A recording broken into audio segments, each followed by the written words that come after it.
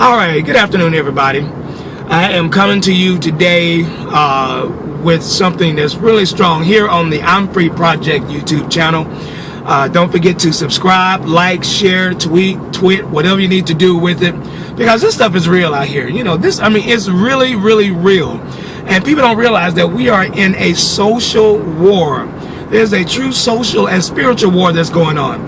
But I'm here to tell you, recently I was speaking to a friend of mine, I was speaking to him on the phone as well, but earlier today I checked his Facebook page. And on his Facebook page, he had posted an email that he had received from this gay white activist. And the activist was saying some of the meanest and most vile things you could ever want to read on an email.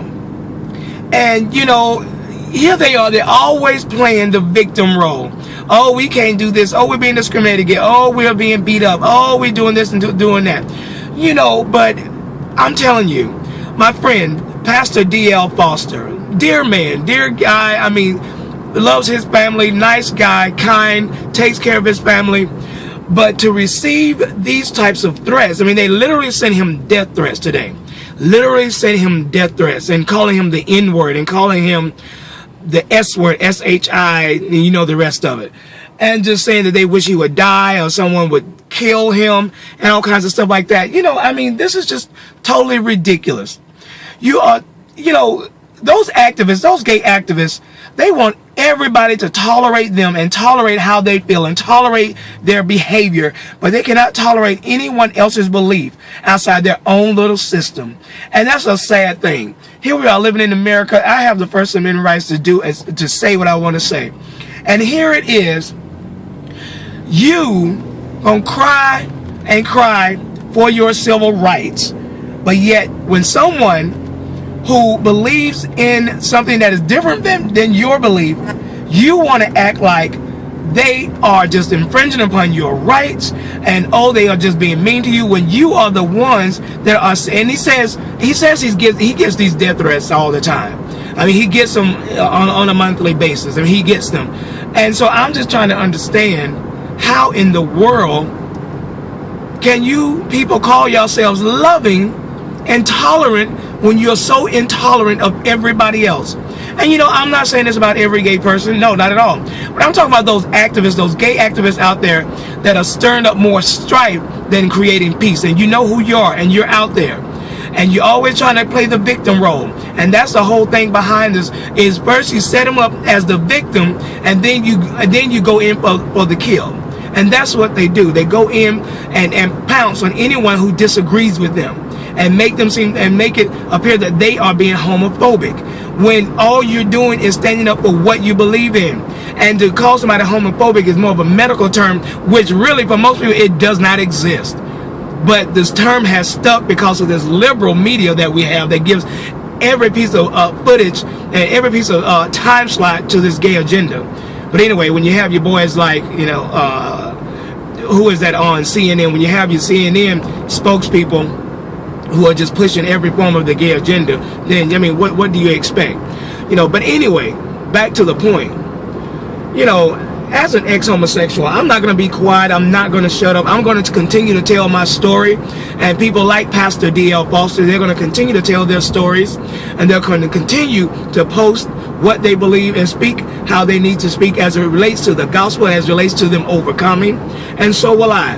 Now, you can either roll with it, you can deal with it, or you can say, what, you know what, God bless you in how you feel. But to be vile and to be vicious about the whole thing and wish people are dead and call them the N-word, that's not loving. Where's the love that y'all always talk about? Where is it? You know, my friend Pastor Foster, he has a blog, and it's GCM Watch, and GCMWatch.org, and excuse me, GCMWatch.com. And he posts some really, really good writings with regards to the gay agenda. You should check it out and read it. I mean, it is eye-opening, very eye-opening. But yeah, so when I read that post on Facebook today, I was very disturbed.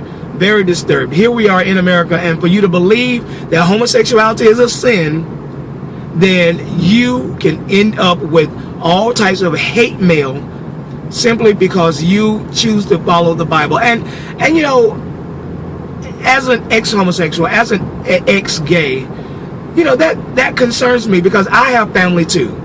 I have family too, and I have the right to raise my family and teach them the way of God without them having to be vilified, and without them having to be, you know, called and threatened about their life.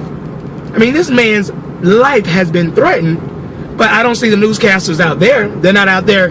You know, if the shoes were turned, if the tables were turned, this would be a whole different situation. They were probably looking for him, have him all up on the news, and everybody just trying to find out, oh, Pastor, oh, he's just so mean. Oh, he just does all this stuff to people. And you know what? That's not the truth. So I'm here to tell you, y'all, this is a spiritual battle. This is a social battle. And if you're on the side of God, get ready, because persecution is coming. But anyway, I'm out. I am out of the life to get into the life with Jesus Christ. Ex-homosexual, ex-gay, and I'm proud of it. But more so, I am a follower of Jesus Christ. The I'm Free Project, share, tweet, do whatever you want to do with it, and let the message know that Jesus Christ is Lord. Peace out, y'all.